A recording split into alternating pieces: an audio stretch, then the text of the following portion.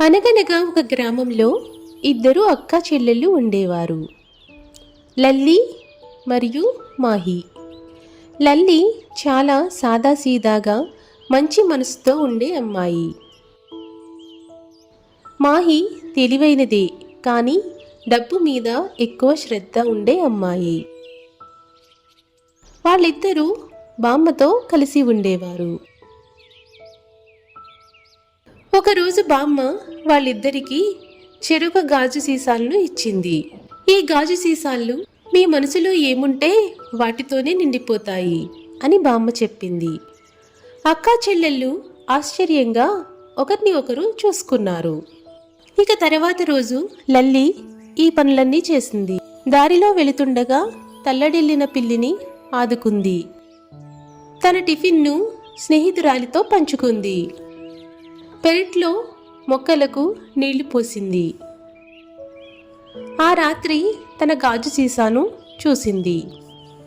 అందులో బంగారు రంగు మాయా తేనె నిండిపోయి మెరిసిపోతూ ఉంది.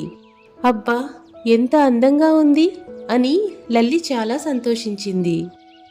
కానీ అది అమ్ముకోవాలని అనుకోలేదు. బామ్మకి ఒక చెంచా రుచి చూపించింది. ఇంకా మాహి రోజంతా ఈ పనులు చేసింది. తన డబ్బులు లెక్క పెట్టుకుంది. పక్కింటి పిల్లాడికి మామిడికాయ పంచలేదు. షావుకారు దగ్గర చిల్లర కోసం వాదించింది. మాహి కూడా రాత్రి తన గాజు సీసాను చూసింది. అది కూడా నిండి ఉంది, కానీ తేనెతో కాదు, చిన్న చిన్న రాళ్లతో. వాటిని చూసి మాహి, రాళ్ళా, ఇవేం ఉపయోగం అని కోపంగా అరిచింది. ఆ అరుపుతో బామ్మ వచ్చి ప్రేమగా మాహితో ఇలా చెప్పింది.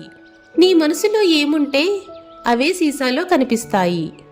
లల్లి హృదయం మంచితనంతో నిండింది, అందుకే తేనె వచ్చింది. కానీ మాహి, నీ మనసు డబ్బు గురించే ఆలోచించింది, అందుకే రాళ్ళు వచ్చాయి అని అంది. మాహి ఆ మాటలకు సిగ్గుపడింది. బామ్మ, నేను ఇకపై మారిపోతాను అని చెప్పింది. తరువాతి రోజు నుండి మాహి చిన్న చిన్నగా మారటం మొదలుపెట్టింది. తను కొనుక్కున్న లడ్డూలను పక్కింటి పిల్లాడితో పంచుకుంది. లల్లీకి ఇంటి పనుల్లో సహాయం చేసింది.